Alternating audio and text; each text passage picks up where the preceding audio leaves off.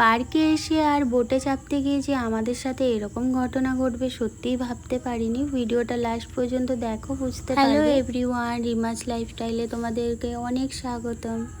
অনেক মাস আগে এসেছিলাম নীলাঞ্জনা পার্কে, আজ অনেক মাস পর আবারও এলাম এই পার্কে। তো অনেক কিছুই চেঞ্জ হয়েছে পার্কের মধ্যে। আর যেহেতু বর্ষাকাল, সেই জন্য যেন পার্কটা আলাদাই একটা সৌন্দর্য লাগছে, চারিদিকে সবুজে ভর্তি।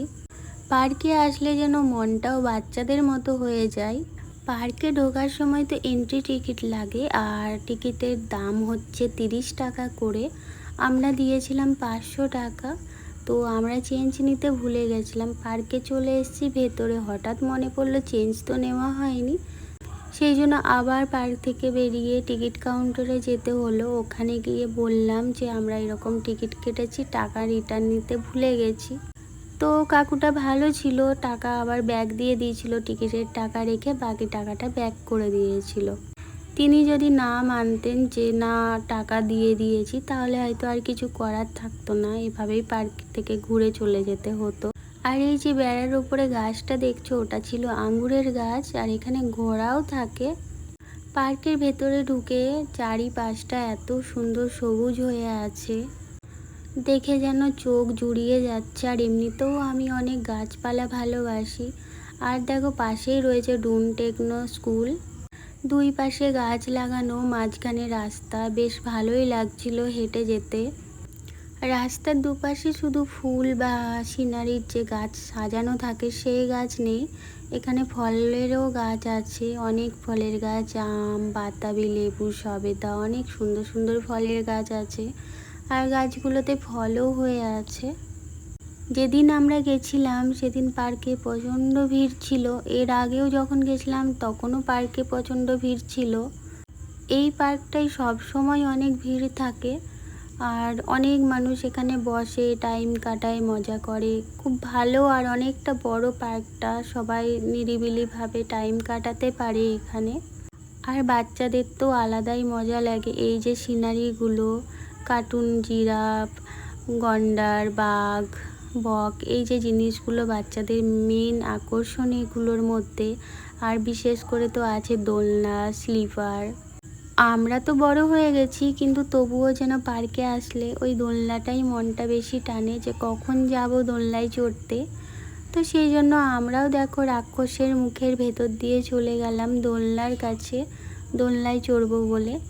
আর ছোটোবেলাতেও দোলনা চড়তাম, কিন্তু খুব একটা জোরে চড়তে পারতাম না, ভয় লাগতো। এখন আবার সেটার উল্টো হয়ে গেছে।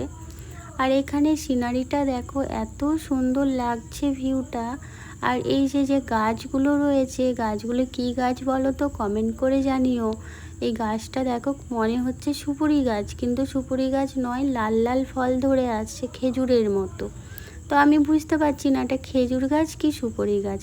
আর এই জায়গাটাতে ক্যামেরার থেকে তুমি যদি এসে ফিল নাও, এত সুন্দর জায়গাটা, আর পুরো বর্ষাকাল বলে আরও সুন্দর লাগছে। অবশেষে দেখো একটা দোলনা ফাঁকা পেলাম, আর ঝপ করে চেপে গেলাম দোলনার মধ্যেই, কারণ এতটাই ভালো লাগে দোলনা চড়তে। বড় হয়ে গেলে কি হবে বলো, পার্কে এলে না মনটা যেন বাচ্চাই হয়ে যায়। ভাবি কোন দোলনাটা ফাঁকা আছে, কখন চড়তে পারবো। বাচ্চাদের নামিয়ে তো আর চড়তে পারবো না, সেই বয়সটা নেই, তার জন্য অপেক্ষা করতে হয়। কিছুক্ষণ এগিয়ে দেখলাম এত সুন্দর একটা ঝিল টাইপের রয়েছে, এখানে সবাই বোটিং করে। তো দেখে আমারও ইচ্ছে হচ্ছিল বোটিং করার, কিন্তু কি বলতো, একটা ভয়ও লাগে, কখনো বোটিং করিনি তো এভাবে।